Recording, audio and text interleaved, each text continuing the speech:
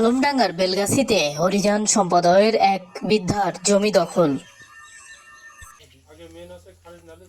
ওই জমি আমি মনে করেছি যে আমি খাজনা দিয়ে আইছি বুড়াহান বাড়িতে থাকতে, সেই রকমের তারপর খাজনা দিতে যাই বলতে আমার জমি নেই। জমি যার বেশ থেকে নিয়েছে ইলা। কিভাবে আপনার কাছে রেজিস্ট্রি করে নিল? না আমার কাছে না, মানসিক ভাব করছে। মানে আপনি কি তাদের নামে রেজিস্ট্রি করে দিছিলেন? না মানে আমি কাগজ দেবো কে এই জমির দাবি করছে কে? ওই সর্দার সর্দার কতটুকু নাম কি? ওনার নাম কি? হইলো গিয়া সর্দারের ছেলে। ও আসলে কতটুকু জমি?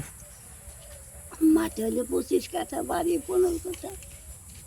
আচ্ছা, উনি এখন বর্তমানে কি কোর্টে কতদিন ধরে মামলা করেছেন আপনি? পুরি বাবা 4-5 বছরের বেশি ছাড়া কম না। এখন আপনি কি চান?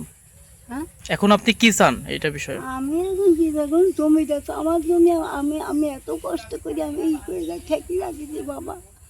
জমিটার জন্য তো আমি আর ওই উর কামাই খাতাম, আমি কত বেঁচেছি, মানুষের হাতেও দিয়েছি, আর এখন আমি পরের দূরতে ভিক্ষে করে এনে খাই।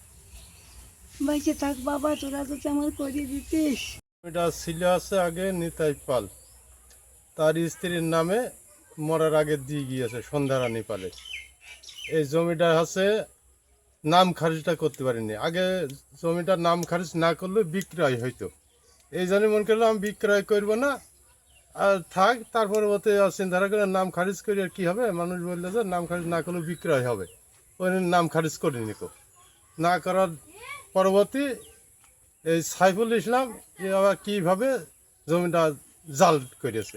সাইফুল ইসলামের বাসা কোন জায়গায়? সাইফুল ইসলাম বাসা আছে মোড়ে রথখোলা। পিতার নাম? পিতার নাম হচ্ছে গিয়াসউদ্দিন সর্দার। মানে কিভাবে জালিয়াতিটা কিভাবে হলো এটা? আর ও যে কীভাবে করেছে এটা আমরা জানিনি। কত বছর আগে এটা? এ বলছে যে না স্বামীর কাছ থেকে আমরা জমি নিয়েছি, শাকুন কিন্তু জন্মই প্রায় হয়নি, বাচ্চা শাকুন।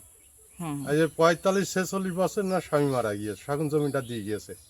এবং এখানে ছিল অজিত হাজরা আর বলরাম পাল ছিল, তারা দুইজন মিলে বলছে মহিলা মানুষ কেউ নেই কো, এই জমিটা এখন কার কাছে কি যাবে, নামের দিকে গেলে জমিটা না ভিটের বসে থাকতে পারবে, সন্তান নেই কিনা, তো এইভাবে দিয়ে গিয়েছিল। এখন এই না বিষয়, এই নেই জমিটা এখন এইভাবে সত্য মামলা চলছে। কতটুকু জমি মোট? মোট আছে 70 শতক। তো হচ্ছে এখন কি উনি কি খারিজ করে নিয়েছে নাকি কি এই অবস্থা? জমিটা এখন শুনছি বিক্রয় হয়ে গিয়েছে, মানে উনি আবার বিক্রি করে আবার বিক্রয় করেছে। আর প্রথম নেয় আছে রুশির নামে জমিটা, ওই সাইফুল ইসলামের বোন আছে, ওই রুশির নামে আগে জমিটা নিতাই পালের কাছ থেকে দেখাচ্ছে, আমি দিয়েছি।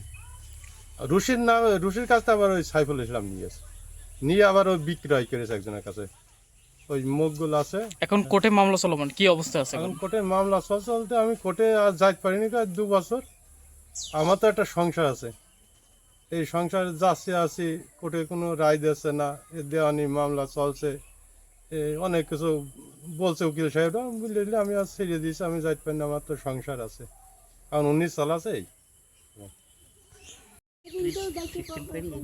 আমাদের দেশে যে এবার নির্বাচন কমিশন যে প্রধান ছিল, বসে পাব না, বাবা নেই, মা নেই, কেউ নেই।